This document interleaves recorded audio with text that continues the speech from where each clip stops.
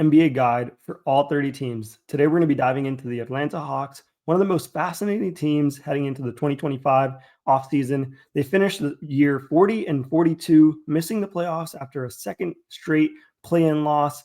On the surface, that feels like another disappointing year, but if you zoom out, this could actually be the beginning of something promising. Let's be real, Hawks fans. Hawks fans are just frustrated. 5 playoff misses in the last 8 years will do that to you. But the front office has a different lens. I feel like GM Landry Fields put it plainly, we're here to build a championship caliber roster, not just for a single year, but for years to come. And that mindset is showing in their moves. They've moved away from being a Trae Young centric approach and now are building a young team that's built around a core. And that's what we've seen in the finals really be successful. That core includes Dyson Daniels, Jalen Johnson, Zaccharie Risacher, Onyeka Okongwu. I mean, these guys all of them are 24 or younger, and all are either signed long-term deals or are under team control. This isn't just a rebuild. I feel like it's a retooling period right now. And Dyson Daniels took a massive leap this year. He became the first player since 1991 to average over 3 steals per game and is now in the mix for Defensive Player of the Year, Most Improved. He led the entire league in year-over-year scoring improvement. I mean, he's earned a long-term extension, likely 5 years, $170 million range. I mean, for a guy who now leads the NBA in combined steals and blocks, I feel like that's a win. Zaccharie Risacher was also a bright spot for them. Since January 30th, the rookie averaged 14.7 points per game, shooting 51% from the field, 41% from 3, and he quietly became one of the most efficient rookies in the league. Looks like they have a two-way future weapon for them. And before the season-ending shoulder injury for Jalen Johnson, he was doing something no other Hawks player had ever done. Through his first 30 games of the season, he averaged 20 points, 10 rebounds, 5 assists, and he's already locked into a long-term deal and should be healthy when he returns. Onyeka Okongwu continues to be reliable, switchable big, and with Clint Capella hitting free agency this summer, Okongwu, he's going to be in for a bigger role in the front court rotation moving forward. And we got to talk about Trae Young. He is the future of the franchise, of course. The numbers tell you 2 different stories for him. On one hand, he led the league in assists per game, 11.6. That's the highest since Russell Westbrook in 2021, and dropped 200 assists in the fourth quarter alone, something we haven't seen since John Stockton in 1997. But he also had the worst finishing season yet. He only hit 53% from the rim, and his effective field goal percentage was the second lowest of his career, and he led the entire NBA with turnovers at 355. Trae is also eligible for a 4-year, $229 max extension this summer, or a 5-year, $345 million super max extension, and that's if you made All NBA.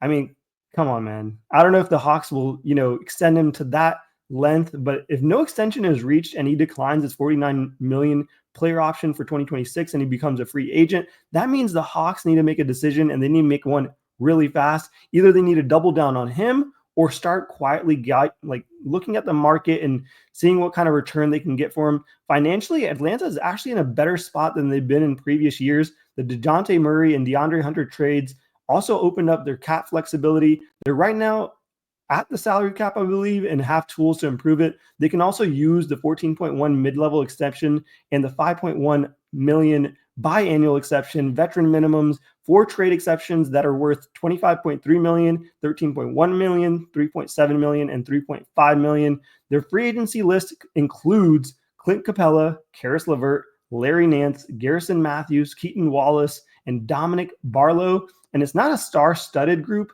but these are guys that they have to make real decisions on, and they all have a lot of value on the market right now, especially with Capella potentially walking and LeVert being a valuable depth piece for them that they traded for. The draft is also a major priority for the Atlanta Hawks. They hold 2 first-round picks in June, and number 13 from the Kings, number 22 from the Lakers. They don't control their own first-rounder until 2028, so that's really crucial for them to be a competitive team. Expect them to target defensive centers like a Joan Behringer or a versatile guard/wing like a Walter Clayton Jr. or an Igor Demon.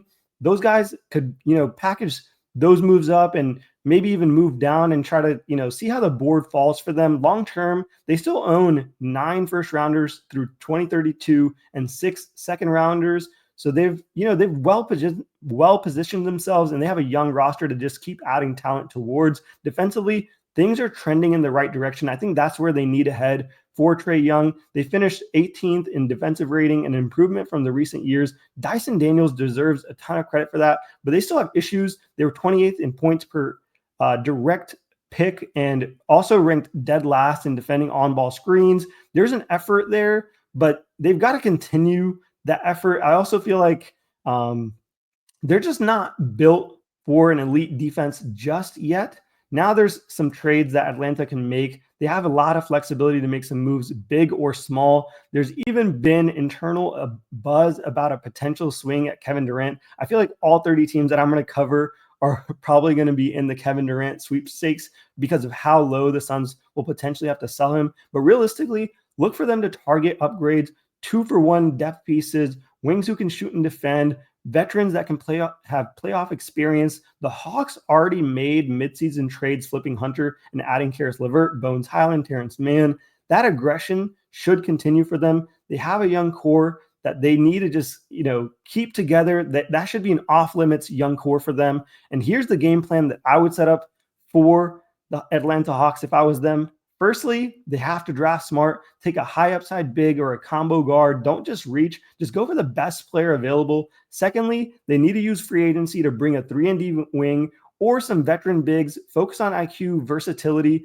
be opportunistic in trades. That's the third thing for them. You've got the assets, make them count. Fourth, make a deal or make a decision on Trae Young.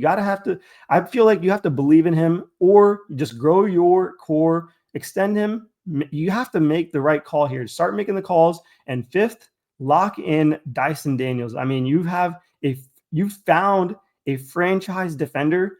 Pay him what he has earned. If the Atlanta Hawks can check those boxes, this team isn't just rebuilding, they're retooling. They can make another run for the playoffs. And if this young core keeps growing the way they did, Atlanta might be one of the scariest sleepers heading into the next season. I really hope they have a great season in the East. Let me know if you guys want to see breakdowns of other teams, your team specifically. Don't forget to hit that like button, subscribe, and drop your take in the comments. Should the Hawks keep Trae Young or start with a youth movement? See you guys in the next one. Peace out.